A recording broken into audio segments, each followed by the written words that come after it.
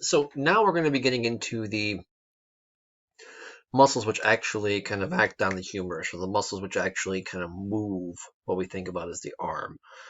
Right, so the deltoid, excuse me. Yes, there are different kind of heads. There's different parts of the humerus. There's of the deltoid. There's the anterior, middle, posterior. Again, I'm not expecting you to know which one's anterior, which one's middle, which one's posterior. Just simply know them as the deltoid.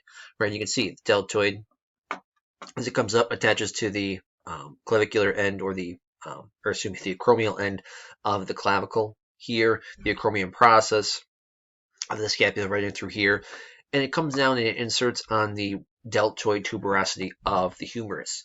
So the actual motion the deltoid is going to kind of perform is kind of think about what's called abducting the arm, or think about kind of making the my kids, well, not so much anymore, but think about kind of the motion you would do with your arms if you were thinking about flying, right? As you're sitting there, raise your arms up to the sides. That's called abduction of the arm. And that's the motion the deltoid performs, right? And really, it's after the first 15 or so degrees of abduction, that's when the deltoid takes over. Before that, it's a muscle called the supraspinatus, which we'll look at here in just a little while.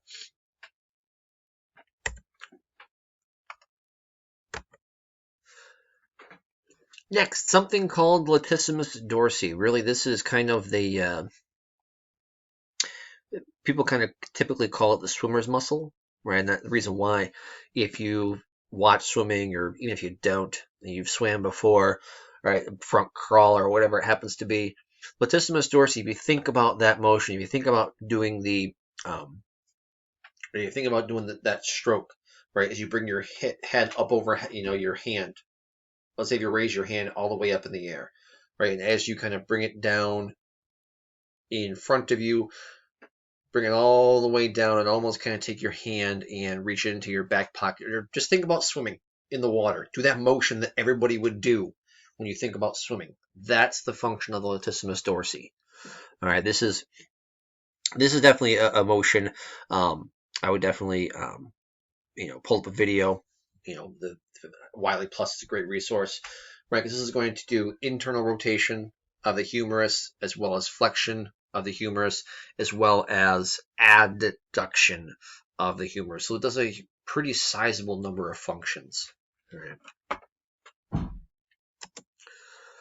This muscle here is something called pectoralis major. Now, we already looked at pectoralis minor. Pectoralis minor, that was the muscle which came down and attached to the second, third, fourth ribs and went up and attached to the coracoid process of the scapula. That actually dealt with shoulder protraction. The pectoralis major does protract the shoulder as well. However, that's not its primary means for function. Pectoralis major performs two things. One, what's called medial rotation, or kind of internal rotation. Think about taking your hands, if they're hanging down by your sides, and almost rotating your hands so the back of your palms rotate in against your thigh. Right? So if your arms are dangling down, think about rotating your hands so the back of your palms are against your thigh. That's internal rotation or medial rotation. The other thing pectoralis major does is perform adduction of the humerus. Adduction of the humerus.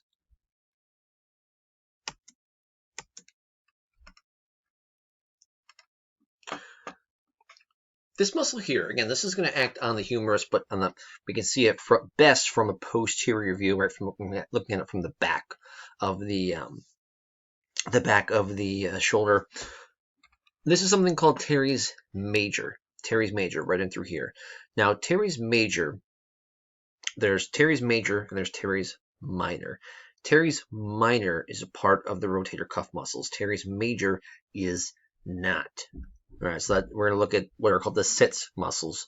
Those are the four muscles which make up the rotator cuff. SITS, supraspinatus, infraspinatus, teres minor, and subscapularis. All right, so this is teres major here. Again, this is a medial rotator, right? This is a medial rotator of the humerus.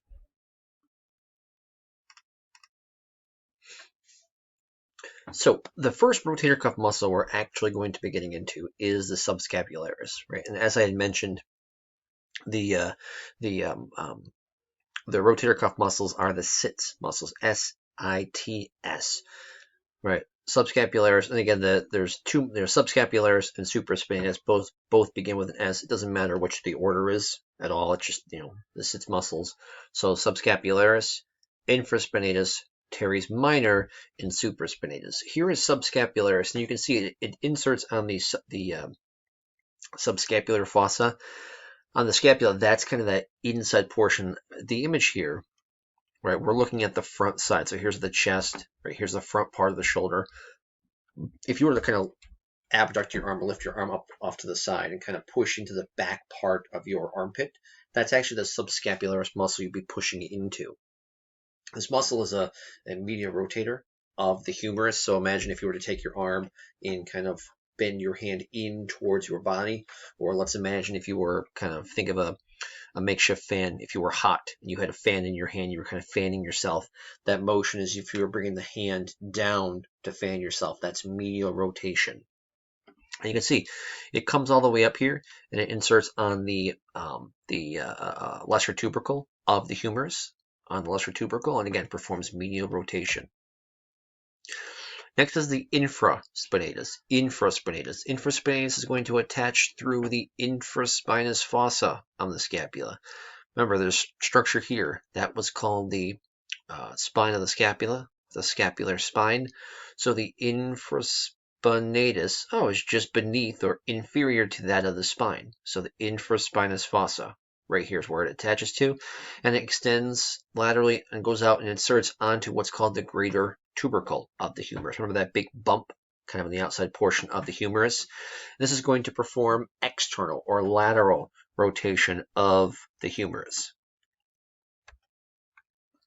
Teres minor, again, teres minor is the teres, which is a part of the rotator cuff. Teres minor attaches to the lateral border of the scapula, right in through here, extends out and attaches to the greater tubercle on the humerus, and it's going to, just like the infraspinatus, it too is going to perform external rotation or lateral rotation of the humerus. Supraspinatus. Up here, just above the spine of the scapula, supraspinatus. So supra, superior, spine, superior to the spine of the scapula, right in here. Right, this is where the supraspinatus muscle lies, this little bed right here. And it comes out and attaches to the greater tubercle. The supraspinatus is going to function to abduct. So basically it's going to take the arm and it's going to move it away from the torso. It doesn't do a whole lot of movement. It only does about the first 15 or so, maybe 20 degrees of abduction. That's it. After that, it's the deltoid, which takes over. Now, one thing to keep in mind about the rotator cuff, right? There's the sits muscles. The reason why. Remember when we learned about the glenohumeral joint or the shoulder joint? Remember how shallow, right? You can even see. Look at how shallow this glenoid cavity is. It's immensely shallow, right? And the ball or the humeral head right here, it fits into that ball, but it's not a great fit. Way different than the femoral acetabular joint or the hip joint, which we'll look at in a little bit, and you'll see how massive of a knob of the femoral head inserts into this giant deep socket of the acetabulum. You don't see that here. You don't have that here. You don't have this big deep socket of the glenoid glenoid cavity, right? It's very shallow. So because of that, there has to be a substantially or a much greater amount of stability brought forth by the muscles, right? The muscles and the tendons. Also, in conjunction with that, that's why you see a much greater risk of injury for the shoulder, right? The shoulder can move an immense amount. It can move a huge amount, right? Think about your elbow. Think about your knee. They're very kind of uniplanar or kind of one directional, right? For instance, you can bend your elbow and you can straighten your elbow. That's about it. Same thing with the knee. Right, you can straighten the knee, you can bend the knee. The shoulder, you can twist, turn, you can make circles with it, you can pivot, you can do a huge number of motions of the shoulder. So because of that, there has to be some kind of give and take because of how much functionality, because of how much movement it has. It's a little less stable, and because of that, it's more prone to injury. This next muscle of the upper extremity, this is the biceps brachii. Again, biceps, bi-2, seps head, brachii, again along the humerus, so a two-headed muscle along the humerus. Let me see that right here. Right, biceps brachii. Right here. Now, there's two different tendons here. Yeah, because there's one tendon for each head of the for each head of the muscle. There's a long head and a short head. I do not expect you guys to know which head's which. Just this is the biceps brachii. Right. The long head comes up and attaches to the superior portion of the humerus, right? And the short head comes up and attaches to the coracoid process. And then distally, or way down here by the elbow, it actually inserts in on the radial tuberosity. And again, primary function is perform flexion of the elbow. It also does a small amount of supination, which is, later on we'll look at pronation and supination. Supination is, let's say if you bend your elbow, and you are holding a bowl of soup in your hand, right? That motion, your hand, your palm being face up, that's supination. Pronation is, imagine if you took that soup and you turned it over to pour it out, right? So imagine having a bowl in your hand and you pouring it out. That motion is pronation. So now let's say if you wanted to fill the bowl back up, so you have that bowl in your hand, which is palm down, flip your hand over. So your palm is up, holding the bowl, ready to fill it. That motion is supination. That's something else that the biceps brachii performs. Brachialis. This is another muscle which does elbow flexion. Really, it's because of the fact that the brachialis crosses one joint. It only impacts one joint. That's something I actually haven't mentioned yet. Is when you think about muscles. So, for instance, the biceps brachii, it crosses the shoulder here, right? It attaches to the coracoid process, and it comes all the way down, and it attaches to the radius, which is distal to the elbow. So the fact that it crosses two joints tells you it actually moves both of those joints, right? Something else the biceps brachii does, and again, this function you do not have to remember. I'm getting way too nitty-gritty, but it kind of serves for a larger purpose of my point I'm making. The other thing that the biceps brachii muscle can do is it actually can lead to shoulder extension, right? Or excuse me, shoulder flexion. So keep in mind, right? Whatever joints the muscle crosses are the joints that muscle impacts. The brachialis muscle, the only thing that it crosses is the elbow. So the only function it performs is elbow flexion. That is it, right? That is it. One other thing that you'll notice, right? Here's biceps brachii. You can see the brachialis muscle here, as well as here a little bit. When we go to the next image, it disappears, right? Because in order to see the entirety of the brachialis muscle, we have to remove the biceps brachii. Here, triceps brachii, right? Triceps, three, seps head, so the triceps muscle. Again, I do not expect you guys to be able to differentiate which head is which, not at all, right? But this here is a triceps brachii muscle. This is going to extend the elbow, so straightening the elbow, right? Straightening the elbow, right? Straightening. It's also going to deal with a small amount of shoulder extension, right? But again, that's more of kind of a secondary function, right? And as far as where it attaches, again, you can see there's a number of places that the triceps brachii attaches to, so I'm not going to cover them, right? But know that it deals with elbow extension. That's its primary function. Right, the brachioradialis, right? Brachioradialis. Brachio attaches to the brachium, right? This distal aspect of the humerus, right here. And when it inserts, it comes all the way down and it inserts the very distal aspect of the radius, just above what's called the styloid process. Remember the styloid process, right, of the radius here? There's also one of the ulna, right here. But again, brachioradialis. Well, yeah, it attaches to the radius, so radialis. Right?